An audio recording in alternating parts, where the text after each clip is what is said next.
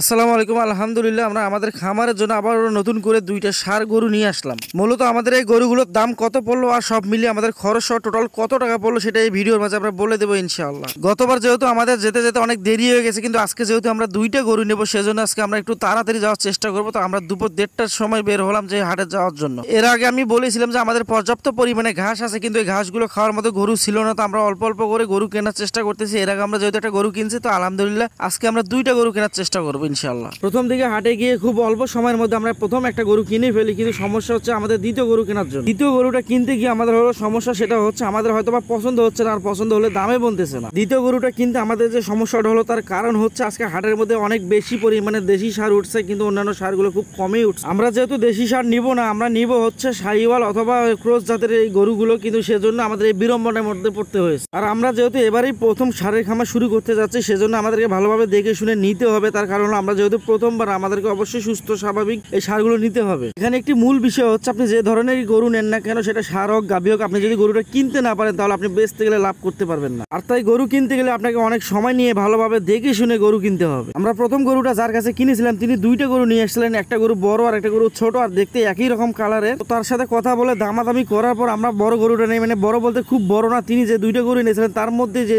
বড় গরুটা আছে সেই গরুটাই আমরা কিনে নেই প্রথমে। এরপর তিনি তার ছোট গরুটা আমাদেরকে নিতে বলেন, কিন্তু আমরা দেখতেছিলাম যে দুইটা গরু একই সমান, মানে মোটামুটি 19 আর 20। তো আমরা চাচ্ছি যে একটা আমরা যেহেতু ছোটর মধ্যেই নিয়েছি আরেকটা বড় নেওয়ার চেষ্টা করব, কিন্তু এসব দেখা দেখির কারণে আমাদের প্রায় হাটের সময় শেষ হয়ে গেছে আর গরু মোটামুটি অনেকটা বিক্রি হয়ে গেছে, যার কারণে আমরা বড় গরু নিতে পারিনি। এরপর আমরা আরো কিছুক্ষণ হাটের মধ্যে ঘোরাঘুরি করি যে বড় গরু আমাদের চোখে পড়ে কিনা, কিন্তু যেগুলো আমাদের মানে চোখে পড়ছে সেই গরুগুলোর মধ্যে অনেকটা রোগের লক্ষণ দেখা গেছে। রোগের লক্ষণ বলতে আমরা যেটা জিনিস দেখতে পেয়েছিলাম যে গরুর সারা গায়ের মধ্যে সাদা সাদা ঘামাচির মতো হয়ে আছে, অনেক জায়গায় পশমও নেই। আবার অনেক গরু চোখে পড়লো যে এদের গায়ের মধ্যে ছাল নেই, আবার পায়ের মধ্যে হাঁটতে পারতেছে না ভালোভাবে। তো এটা থেকে আমাদের আনুমানিক ধারণা হলো হয়তো বা এই গরুগুলো আগে অসুস্থ ছিল, এটার চিকিৎসা করার পর এই গরুগুলো ভালো হয়েছে। তো আমরা চাচ্ছি সুস্থ ও ভালো গরু নেওয়ার জন্য, যেহেতু আমরা প্রথম খামার করব, আমাদের গরু বিষয়ে তেমন কোনো অনেক বেশি অভিজ্ঞতা নেই সারের বিষয়ে।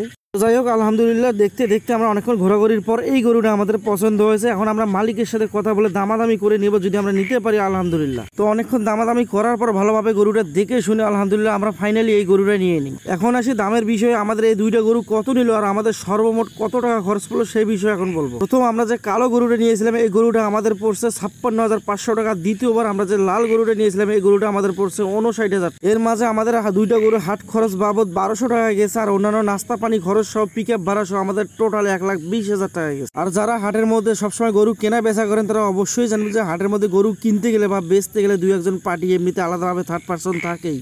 সেরকম আমাদের হাটে যাওয়ার পর আমাদের এই গরু দুটা কেনার সময় এরকম দুইটা ব্যক্তি ছিল, মানে দুইজন ছিল, আর ওনারাই আমাদেরকে গরু কেনার জন্য একটু সাহায্য করছিল। তাদের দুজনকে আমরা কিছু টাকা দেই, কিন্তু সেটা আমরা বলবো না, কারণ এটা বলাটা ঠিক হবে না। তারা অনেক পরিশ্রম করছে, আমাদের সাথে ছিল, এটা বলার কোনো প্রয়োজন হয় না। এটা অনেকেই জানেন যারা সবসময় গরু কেনা বেচা করেন। তো যাই হোক, আমাদের টোটাল খরচ গেছে 1,20,000 টাকা। তো আজকে আলহামদুলিল্লাহ আমাদের খামারের টোটাল 4টা গরু আছে। আমরা যেহেতু আগে থেকে গাভী পালন করি আর আমাদের এরকম কোনো ষাঁড় গরুর খামার ছিল না, আমরা এবারেই প্রথমে এই ষাঁড় গরুর খামার দেওয়ার চেষ্টা করতেছি। আলহামদুলিল্লাহ আপনারা দোয়া করবেন আমরা যেন লাভবান হতে পারি। আমার অনেক দিনের স্বপ্ন আমার অনেক বড় একটা খামার হবে, আর তাই আমি এই 4টা গরু দিয়ে শুরু করতে যাচ্ছি। তো আমার জন্য দোয়া করবেন, আমার এই গরুগুলো যেন সুস্থ থাকে, ভালো থাকে, আর আমার স্বপ্ন যেন আল্লাহ পূরণ করে। আসসালামু আলাইকুম ওয়া রাহমাতুল্লাহ।